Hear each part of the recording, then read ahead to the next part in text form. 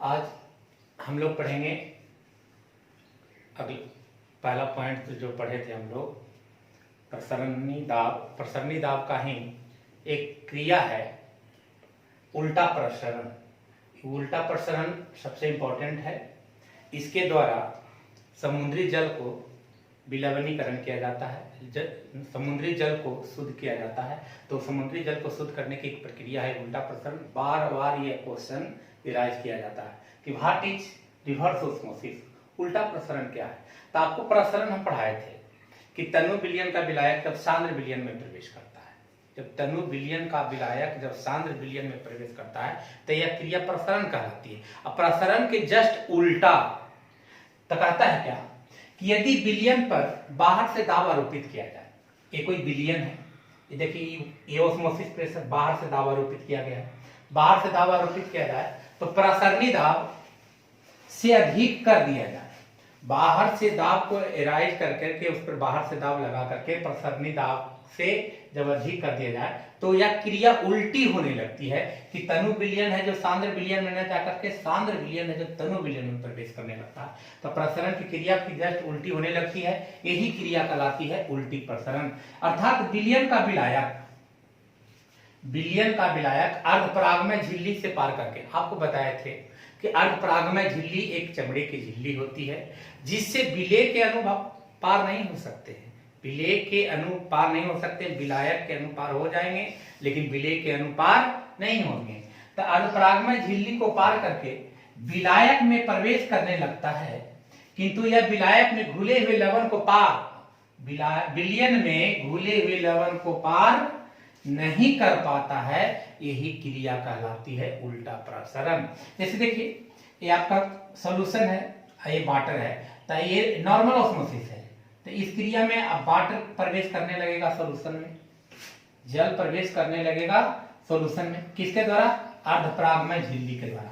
लेकिन जब बाहर से दाब आरोपित किया जाए, जब इस विलयन पर बाहर से दाब आरोपित करते हैं तो ये सॉल्यूशन है जो प्रवेश करने लगता है किसमें? वाटर में। इस तो एक सॉल्यूशन प्रवेश करने लगेगा वाटर किसके द्वारा? अर्धपराग में झिल्ली के द्वारा, अर्धपराग में झिल्ली के द्वारा। तो एक क्रिया ही कहलाएगी उल्टी प्रसरण। और उल्टी प्रसरण की क्रिया के द्वारा याद रखेंगे कि उल्टी प्रसरण क्रिया के द्वारा समुद्री जल को विलवनीकरण में प्रयुक्त किया जाता है, यानी समुद्र के जल को लवणहीन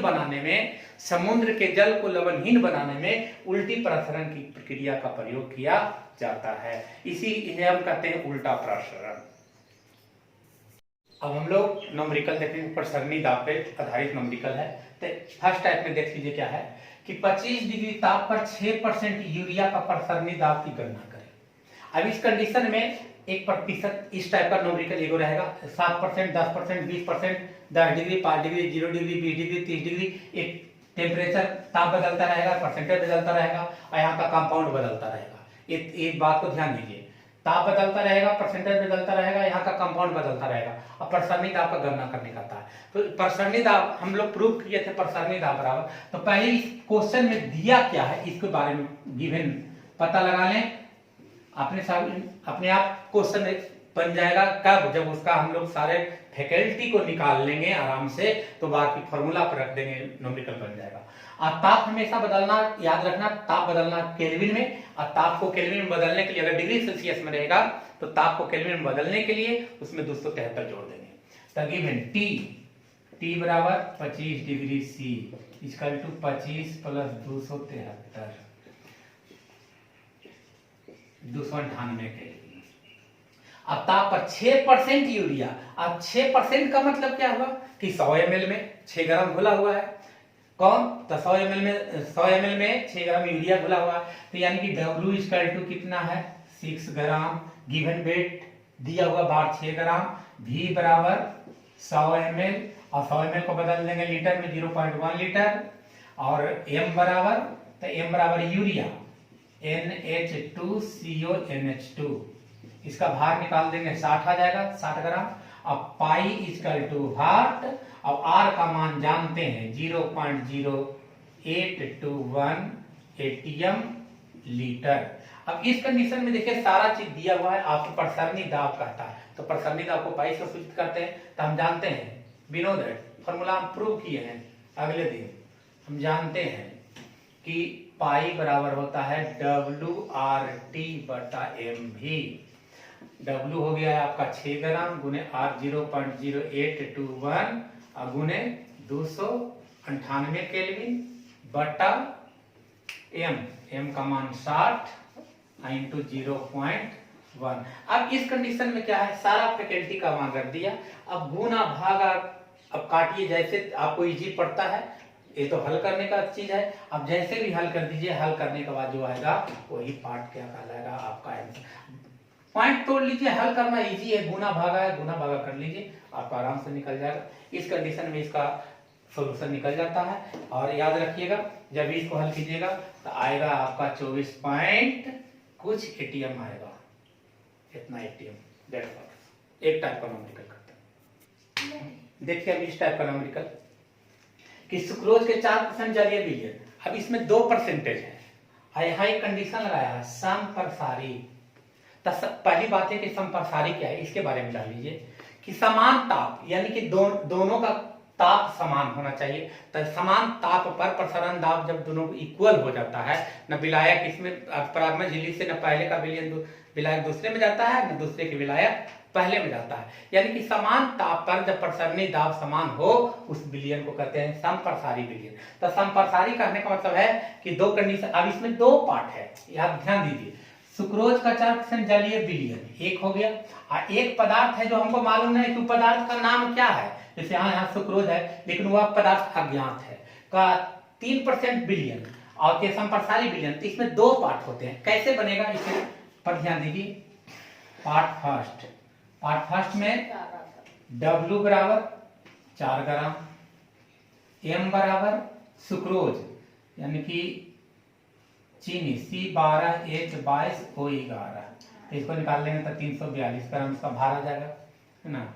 और T इक्वल टू T1 मान लें, R इक्वल टू R मान लें।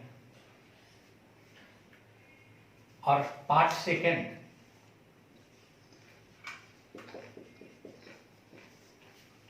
W बराबर 3 ग्राम,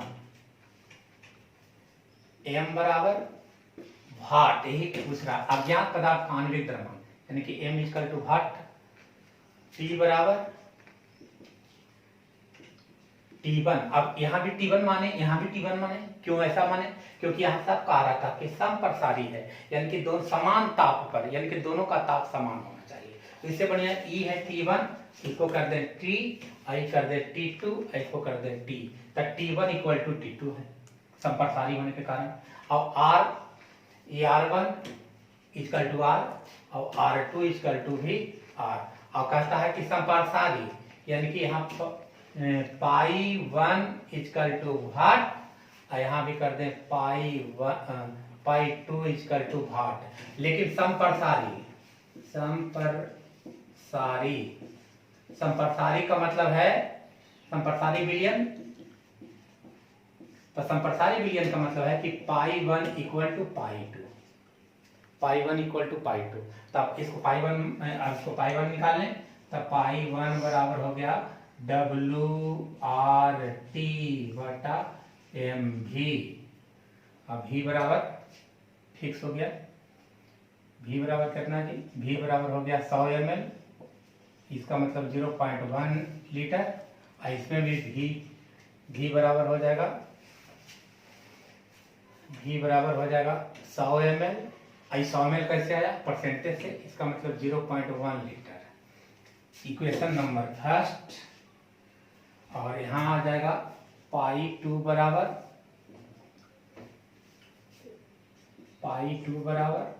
WRT बटा MV।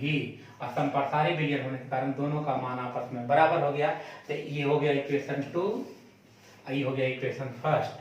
तब इक्वेशन 2 और फर्स्ट से तो ये हो जाएगा कितना? WRT तो 4 गुने R गुने T बटे M हो गया 342 और गुने 0.1 इक्वल टू W हो गया 3 गुने R गुने T बटे एम आई इक्वल इंटू 0.1, ये दोनों कट गया, ये आपका कट गया, तो बच गया कितना, बच गया 4/342 इक्वल टू 3/m।